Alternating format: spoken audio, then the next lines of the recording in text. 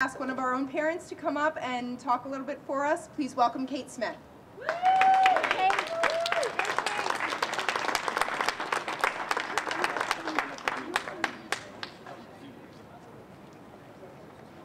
Good morning. My name is Kate Sweeney Smith.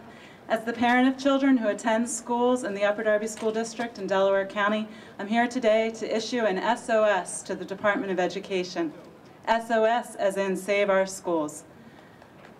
According to the Upper Darby School District Superintendent, in our district, a district with a total student body of 12,000 students, between 93 and 94% of the district's students are meeting adequate yearly progress in reading and math as measured by the state PSSA. That is pretty impressive.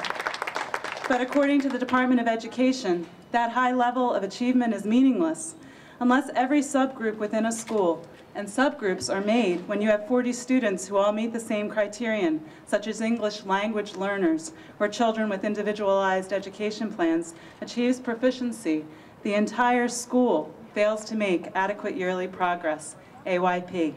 Funding is attached to AYP. Guess what happens to that funding? Districts lose funding when their schools fail to make AYP, rendering the success of more than 90% of the population meaningless. SOS, Save Our Schools. In Upper Darby School District, the academic program is slated for realignment. The realignment was framed as a necessary step to save our schools from being labeled as failing from the Department of Education.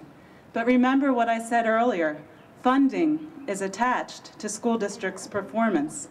Is it coincidence that Upper Darby is in a budget crisis and that the answer to our achievement crisis is found by cutting staff and curtailing programs? SOS, Save Our Schools.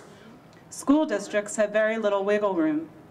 Mandates at the state and federal levels dictate certain aspects of the district's spending. Amazingly, the one area where districts in Pennsylvania have complete discretion given to them by the Pennsylvania Department of Education, is in anything that falls under Chapter 4 of the Pennsylvania School Code. Chapter 4 covers matters dealing with curriculum and instruction. So I'll ask again, is it coincidence that Upper Darby has found its answer to a budget crisis and achievement crisis in cutting staff and curtailing programs?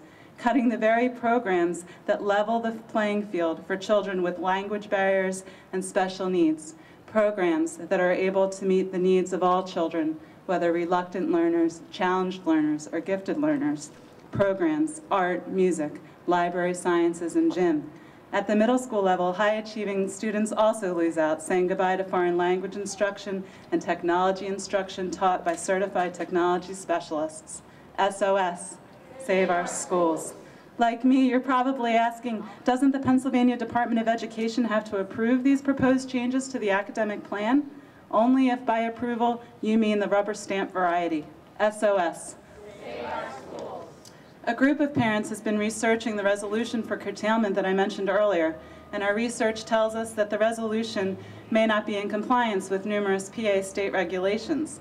An email I personally received from the PDE about this situation said, and I quote, "There is no requirement that the district submit information that the proposed change will result in a more effective educational program."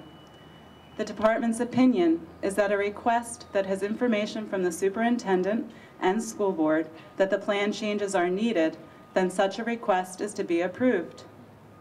Are we to understand that it is standard procedure for the Department of Education to automatically approve a resolution for curtailment based solely on the opinions of the superintendent and school board without regard for the consequences upon educational effectiveness?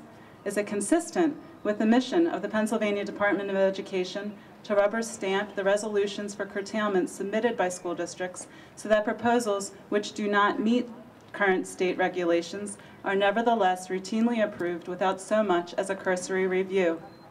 Is it typical procedure for the Deputy Secretary to promise to review concerns expressed by parents and then to approve the resolution without having made any response to these concerns?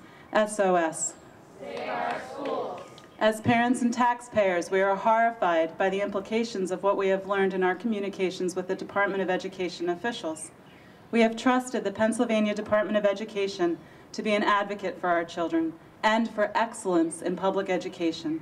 Instead of advocating on our behalf with the governor for appropriate funding, or advocating on our behalf with the Pennsylvania Secretary of Education to encourage him to secure a waiver from the failed policy of No Child Left Behind, a policy that would fail a district where more than 90% of the students are achieving AYP, our Department of Education remains silent. Families who are in a position to flee are preparing to do just that. There are many ways to contribute to a community: time, talent, and treasure. Families who contribute in all these ways are among those who have already left in the few months since the Upper Darby School District's academic realignment plan was announced. Will the Department of Education hear our plaintive cry? SOS. Save our schools! Because when our schools fail, so will our communities, and ultimately our nation. Thank you.